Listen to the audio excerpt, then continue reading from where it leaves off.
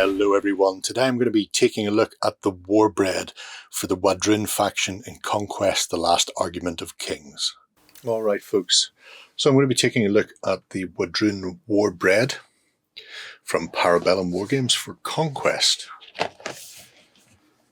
See from the back, you get 3 brutal Warbred W'adrhŭn. It's a plastic kit. And inside, we get a bag of 54mm rounds and their tray bases, 3 sprues, and some paper.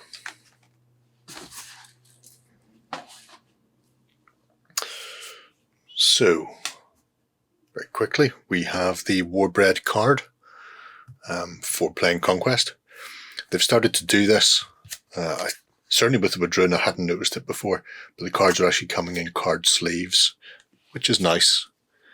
Save yourself a couple of pounds. We have the assembly instruction guide. There is the sprue layout for the 3 sprues and the how to build.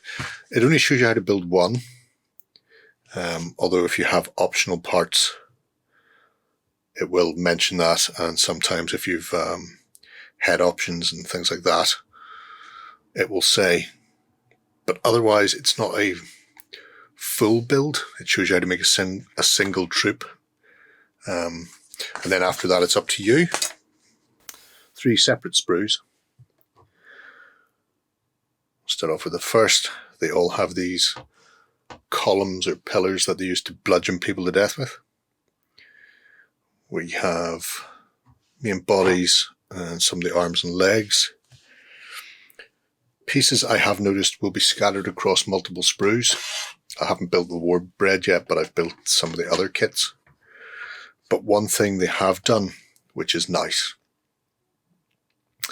is the pieces are numbered sequentially.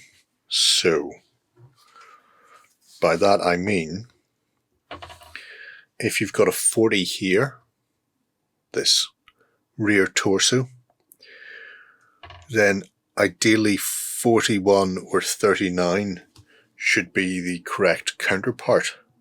Okay, check the other sprues there. They're not, so we've got a 40, 42, is 41 something like a loincloth? It is. There's 41. It's a loincloth.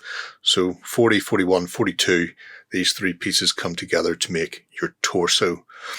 And that's really helpful. You don't need the full instructions. It would be nice, but really once you put a leg onto one model, you've put a leg onto all the models.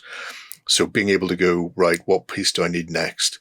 It'll be 31 and 33 presumably go together rather than 5 and 7.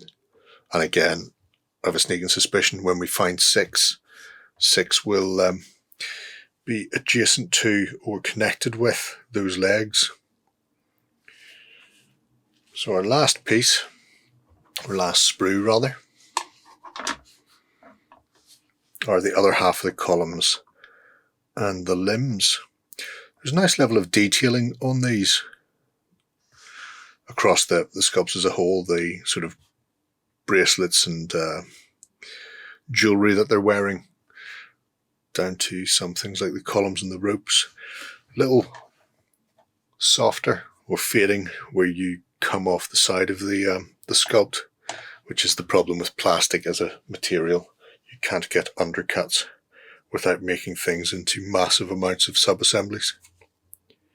Anyway, let's go ahead and build these massive Warbred. Okay, I'm back and the Warbred are built. Easy builds, nothing particularly weird or wacky with them. Like I say, once you've got the first one built, you'll know how the other 2 go together and just follow the numbers sequentially or as close to it as you can.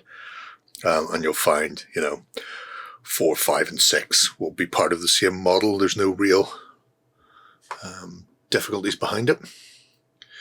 They are big brutes.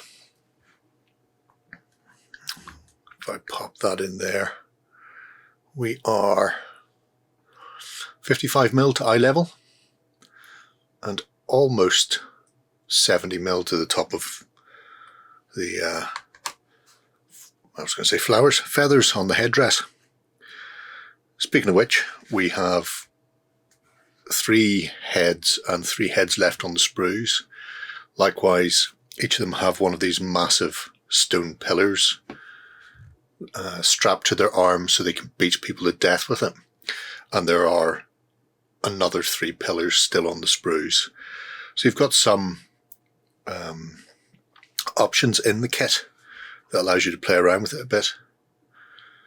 Like it, they've got this almost sumo-like feel to them with the sort of loincloth wrapped around them and the positioning.